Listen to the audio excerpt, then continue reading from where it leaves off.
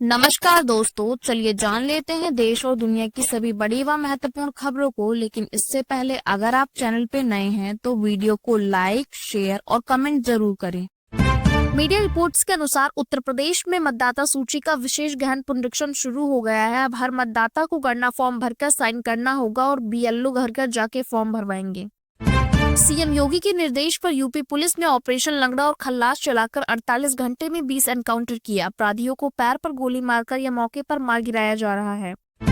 सपा प्रमुख अखिलेश यादव ने जेल से रिहा हुए आजम खान से रामपुर में मुलाकात की और ट्विटर पर लिखा, जहां बस जज्बातों में खामोशी से बात की है। दोनों ने करीब 2 घंटे बंद कमरे में बातचीत की। बिहार विधानसभा चुनाव से पहले कांग्रेस विधायक मुरारी गौतम ने पार्टी और विधायक पद से इस्तीफा दे दिया है। रिपोर्ट्स के मुताबिक वे जल्द ही बीजेपी में शामिल होकर चिनारी में चुनाव लड़ सकते हैं। राजस्थान की अंतर सीट उपचुनाव के लिए कांग्रेस ने प्रमोद जैन को उम्मीदवार बनाया है। यह सीट बीजेपी विधायक कन्वरलाल मीणा की सदस्यता रद्द होने के बाद खाली हुई थी। कानपुर के मिश्री बाजार में मस्जिद के पास 2 स्कूटरों में ब्लास्ट के बाद जांच में पुलिस ने कहा कि विस्फोट अवैध पटाखों के भंडारण से हुआ है। सीसीटीवी से पुष्टि हुई है। फर्रुखाबाद में उड़ान भरते वक्त एक प्राइवेट जेट झाड़ियों में जा घुसा। विमान में सवार 6 लोग सुरक्षित है। रिपोर्ट्स के अनुसार जेट रनवे पर 400 मीटर दौड़ने के बाद अनियंत्रित हुआ।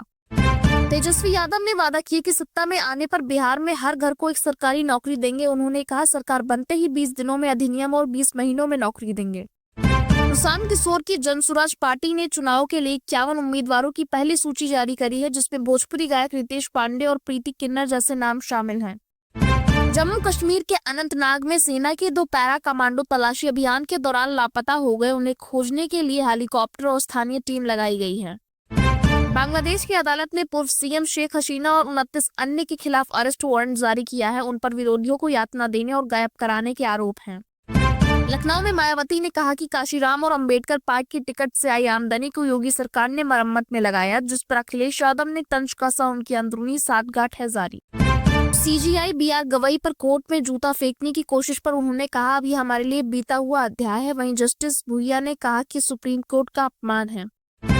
यूपी की राज्यपाल आनंदीबेन पटेल ने लड़कियों के लिए कहा, लिव इन रिलेशनशिप से दूर रहें, अपने जीवन के निर्णय खुद ले। पिछले 10 दिनों में कई ऐसी घटनाएं सामने आई हैं।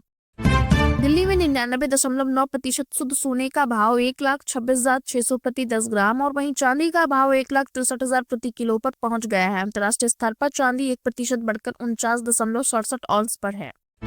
ब्रिटिश पीएम कीर स्टारमर ने मुंबई में हिंदी में कहा, मुझे यहां आकर बहुत खुशी हुई। उनकी हिंदी सुनकर पीएम मोदी मुस्कुराए और ताली बजाई।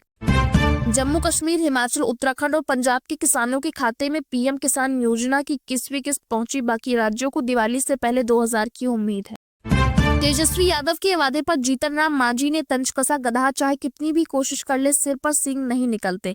कल के ये लोग मंगल ग्रह पर फार्म हाउस का वादा करेंगे। असम में पूर्व केंद्रीय मंत्री और 4 बार के सांसद राजेंद्र गोहेन ने बीजेपी से इस्तीफा दे दिया। 17 अन्य कार्यकर्ताओं ने भी पार्टी छोड़ी है।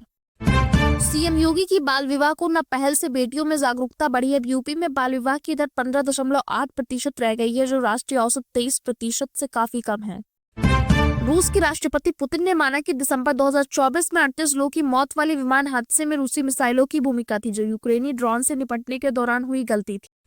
डॉक्टरों ने बच्चों को दवा देते समय 8 सावधानियां बताए। बोतल हिलाए, डोज चेक करे, एक्सपायरी देखे, दवाई मिक्स ना करे और सही समय व सही स्थान पर रखें। सरकार ने यूपीआई के लिए नया आधार बेस्ड सिस्टम शुरू किया है, जिसमें पेमेंट फिंगरप्रिंट, आइरिस और फेस ऑथेंटिकेशन से वेरीफाई होंगे। अब यूजर्स चेहरे की पहचान से यूपीआई पिन भी सेट या रिसेट कर सकेंगे। ब्रिटेन भारत की तरह डिजिटल पहचान प्रणाली लाने की तैयारी में है। पीएम कीर स्टारमर ने नंदन नीलेकणी से मुलाकात कर आधार मॉडल को अपनाने पर चर्चा की और इसे भारत की सबसे बड़ी उपलब्धि बताया।